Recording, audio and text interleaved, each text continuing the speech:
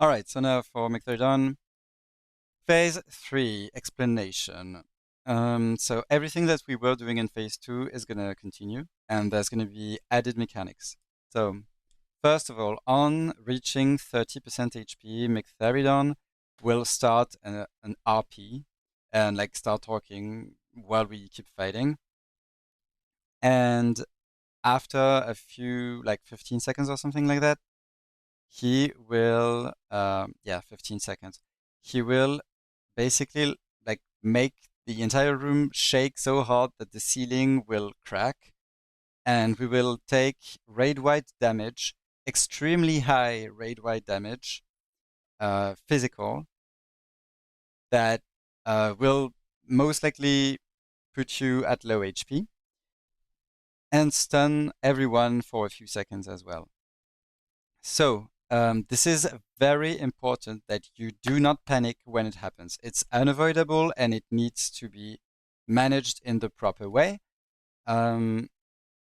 So ahead of pulling, we will have everyone grab 2 health stones, as you can see right here on my bars. And you want to tank the damage from the debris. And after the stun is has fallen off, you want to heal yourself with Healthstone, which means that you want to be using mana pots and dark runes very often and early, but you don't want to use dark runes when you see that Magtheridon could reach 30% and you could need your Healthstone for the transition. So you will take heavy damage. You won't die if you're full HP or near full HP. And you won't take any damage afterwards either, so you're not in danger. So listen to me very carefully. It's very important that you do not petri out of panic. It happens too often, and it's very dangerous for the raid, and it's very dangerous for you. I will remind you all that when you petri, you are unhealable, and you lose all of your buffs. So you will come out of the petri with the same HP, not having been able to heal, and you will have less max HP, less stamina, less everything, less resistance. So you are even more likely to die if you petri this, and you're griefing everyone because you can't die immediately after the debris. There won't be anything hitting you. So what you want to do is take the damage and heal yourself with the health stone. If you are a mage, ideally you want to ice block it, so on the timer. And for paladins, it's the same. You want to bubble it and start pumping Giga heals on the main tank because he will start attacking the main tank before people come out of the stun. So the only healers that are able to heal the tank and save the tank on this transition are the paladins that are able to bubble. So it's very important that you do that. You can also bop yourself if you do not have a bubble CD. You could also bop a priest because, yeah, it's a physical spell. So let's see what it looks like. So debris is about to be cast. I am bubbling now, and everyone will take heavy damage right now. And this could be more. It depends kind of on what you get, what roll you get. But do not petri. If you had to petri, you should have petried before. When you're there, do not petri. So as the healer that is bubbled or bopped, I am able to heal the main tank, so that's what you always want to be doing. And mages should have ice blocked, by the way. But yeah. And then there will be a Blast Nova shortly after anyway. The timer changes. So at this point on transition, every cube duo needs to be on their cubes because it could happen anytime when there's no timer. And we resume what we're doing. Now, after this transition is done, obviously we want to kill Magtheridon as fast as we can because there's the new mechanic that comes in, that is the one-shot mechanic.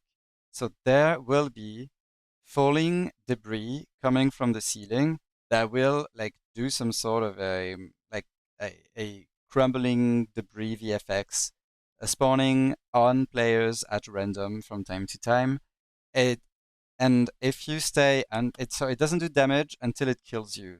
Basically, if you stay in it, you won't notice anything until you're dead.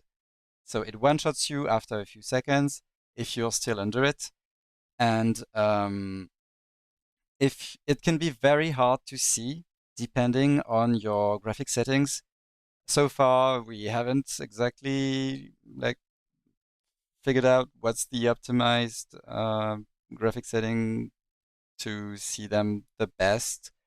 But no matter what, when phase 3 happens, you need to unzoom and angle your camera so that you are always watching your feet and around your feet.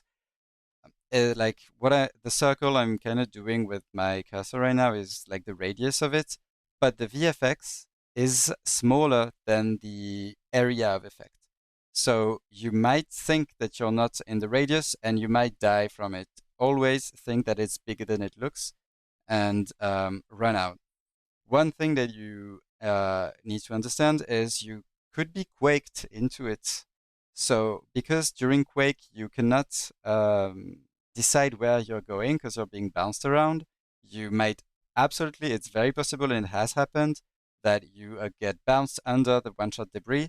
And if you see this happening, or if you honestly, whenever you see that you're a bit too close during a quake, just battery. Do not chance it. People have died from this. So yeah. Also, the GTFO add-on, while it's a really good add-on, uh, for this specific mechanic, it won't make any sound. It will not warn you. So you only have to use your eyes and listen to comms. Nowadays, people have become really good at calling for where the debris are, and they will say stuff like debris on the left, debris on the melees, debris on skull, debris on a cube, stuff like that. And yeah, please, if you can, do good comms like this. Do. So okay, so that is good. And let's see if I can show you the VFX. Basically, it's the exact same VFX as the cave-in mechanic from Gruul. So it's not this, as I said, this is Quake.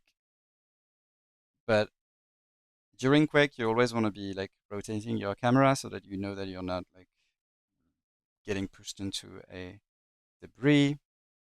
But basically, you want to be looking for the same VFX that Gruul has for when you have the ceiling falling.